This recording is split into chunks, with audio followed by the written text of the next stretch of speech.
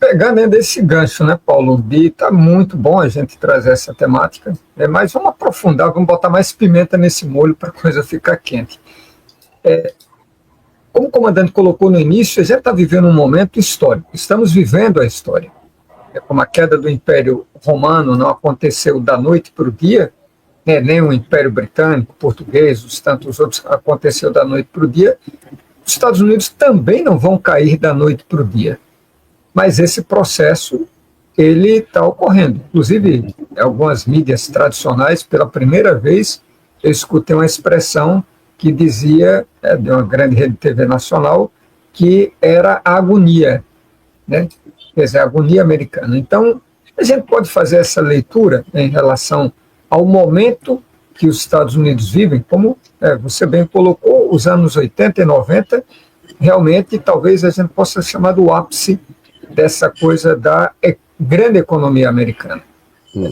E, em paralelo, que é o irônico, né, o próprio Ocidente ajudou muito a criar o que hoje o Trump, ele tem hora fala muito pesado, depois é moderado, o grande inimigo, que é a China, que se tornou, né, os números mais recentes se mostram como a grande mola da economia mundial. A China, ela tem um processo de crescimento que é algo que precisa e deve ser estudado e parece ser o que vai mudar essa nova ordem mundial.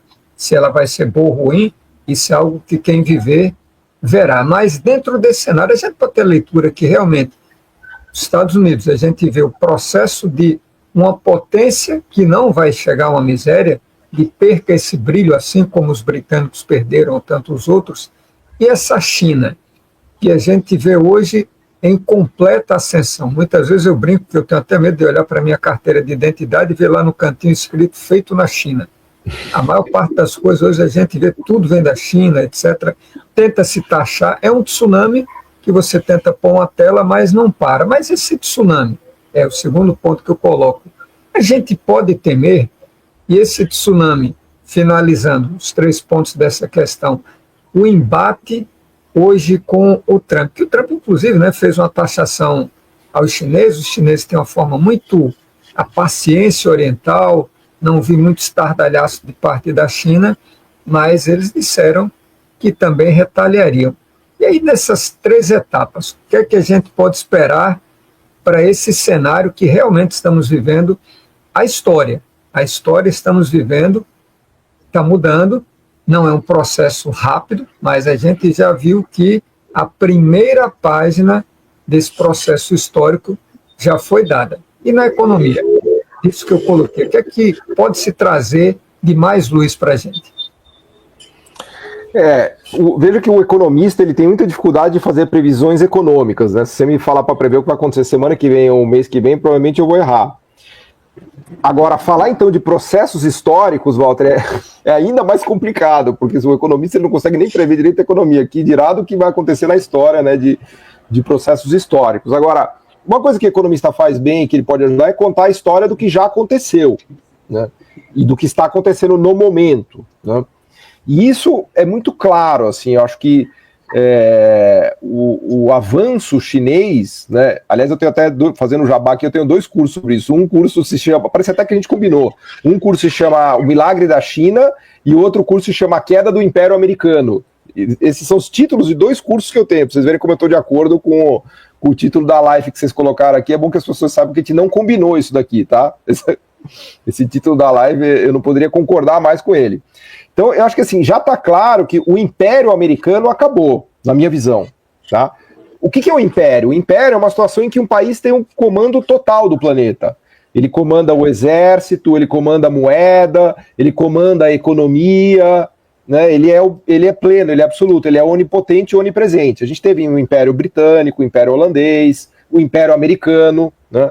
Mas hoje não acho que há mais um Império Americano. Hoje há muitas dúvidas sobre, inclusive, o poderio militar americano. Se você somar, né, e vocês entendem muito mais do que eu disso, se você pegar todo o exército dos BRICS, com a capacidade bélica russa somada à capacidade chinesa, o tamanho do exército chinês, o poder naval dos chineses, o poder aéreo, a capacidade da força aérea russa, de ogivas nucleares, etc., etc., já rivaliza de igual para igual, se é que não é maior do que os Estados Unidos. Então ele está longe de ser todo poderoso em termos bélicos, né? Inclusive de tecnologias, né? De caças furtivos, né? De fronteira tecnológica. Em termos de economia, eu já falei aqui, né? A economia dos BRICS já é maior, muito maior do que a economia americana, né? Agora, a moeda do planeta ainda é dos Estados Unidos, né? Se ele não tem um poder militar maior do que dos BRICS, pelo menos é igual ao dos BRICS. Então, com isso, para dizer o seguinte, dizer que o Império Americano acabou não quer dizer que os Estados Unidos acabou, são coisas bem distintas. Os Estados Unidos, como país, eu acho que ainda é o país mais importante do mundo. Talvez uma dúvida ali com quando que a China supera os Estados Unidos, mas como império, não mais. Como país, sim. Então, isso nos levará necessariamente a um mundo que é pelo menos bipolar, né? Não bipolar no sentido de eufórico e depressivo, mas que tem dois polos muito claros, que é o polo americano e que é o polo chinês. Isso está dado. Se for assim, se você quiser contar a história do século XXI, você só consegue contar a história do século XXI falando desses dois polos. Não tem como contar a história do século... Tudo que vai acontecer de hoje até o final do século XXI vai passar por esses dois grandes polos. Que esse polo chinês não existia nos anos 80, nos anos 90. É importante lembrar que em 1980 a renda per capita da China era $1.000 per capita, hoje é 15 mil. Eles multiplicaram por 15 vezes o tamanho da renda per capita e praticamente o tamanho da economia deles, né? O Brasil, inclusive, tinha uma renda per capita muito maior do que da China. Aliás, a produção industrial brasileira era maior do que da China em 1980, era maior do que da Coreia do Sul. O polo emergente do Brasil, os chineses vinham para o Brasil para aprender com o que a gente tinha feito no Brasil, que os caras queriam entender, falar, caramba, o que vocês fizeram aí no Brasil? Vieram aprender como fez Itaipu, né, as grandes rodovias, eles tinham, né, isso está contado tem um livro maravilhoso, até que foi traduzido para o português, até para dar uma dica de leitura, que é esse aqui, ó, Como a China escapou da terapia de choque, foi traduzido para o português. Como a China escapou da terapia de choque, que é de uma economista alemã brilhante. E ela conta essa história das missões vindo aqui no Brasil. Quando você lê isso, você fica até meio revoltado, né? Fala, puta, como assim, né? Os caras vieram em 78, 79 e vindo no Brasil aprender para ver o que o Brasil tinha feito, né? Mas enfim, o fato é que esse salto da China foi tão fenomenal nesses 45 anos que se criou esse segundo grande polo planetário, que está lá agora, ninguém desmonta isso, é, né? Muito difícil, né? Por isso que o Império Americano, para mim está muito claro, ele acabou por conta da China. Aliás, quem tem essa tese e escreveu um livro sobre isso é o Peter Navarro, né, que é um assessor do Trump super importante. Peter Navarro, ele está em alta de novo, agora que o Trump ganhou, ele é um dos caras que mais conhece China nos Estados Unidos, e ele tem um título, cujo título é A Morte dos Estados Unidos pela Mão da China, chama Death by China, né? Ele tem esse diagnóstico claríssimo de como a China matou o Império Americano, não matou o país, né, mas certamente matou o Império. Então, os Estados Unidos hoje tem várias características de país latino-americano, tem muita gente na rua, morando em barracas, né? Você vê aquela coisa dos túneis de Las Vegas, dos esgotos, o número de desabrigados é recorde, quase 50% dos americanos morrem sem ter poupança nenhuma, morre com deixa zero de herança, é muito endividado, né? Então, o próprio voto no Trump não deixa de ser um voto de revolta. Então, assim, pô, como é que tanta gente votou no Trump, né? Porque o Trump tem, né? A gente tava falando aqui, ele tem um lado meio doido, né? Fala, pô, o cara, é as coisas que ele fala, né? Como é que tanta gente votou nesse cara, né? Você pode ler a vitória do Trump como um voto de revolta. Não é que tá tudo bem nos Estados Unidos, né? Pelo contrário, acho que é uma sociedade fraturada, né? Então eu acho que esse título que vocês deram da live é muito bom, a derrota americana e a ascensão da China. Não que a China não tenha os seus problemas, tá? A China tem um monte de problemas. O setor imobiliário está parado, os apartamentos, mais de 100 milhões de apartamentos vazios, o desemprego dos jovens tem aumentado muito, tem problema de liberdade de expressão que a gente conhece, não é uma democracia em que as pessoas votam formalmente, é mais democrático do que as pessoas imaginam.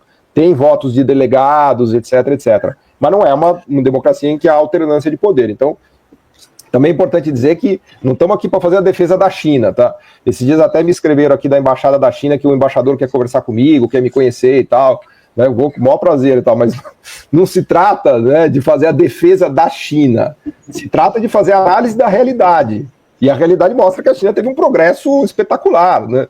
Eu vejo que as pessoas ficam me atacando nas redes sociais, que falaram, esse cara aí é pago pelo Partido Comunista Chinês, está na folha de salário dos chineses. Não é nada disso, gente. Eu sou economista, estou estudando o que está acontecendo no mundo. Eu tenho a obrigação de explicar como é que a China saiu de uma renda per capita de $1.000 e foi para $15.000. Não adianta, você tem que olhar a realidade, né? Não adianta você ficar cego pela ssua ideologia, né? Então, não se trata de defender ou atacar o Trump ou defender ou atacar a China, né? Se trata de entender o que está acontecendo no mundo, não é isso?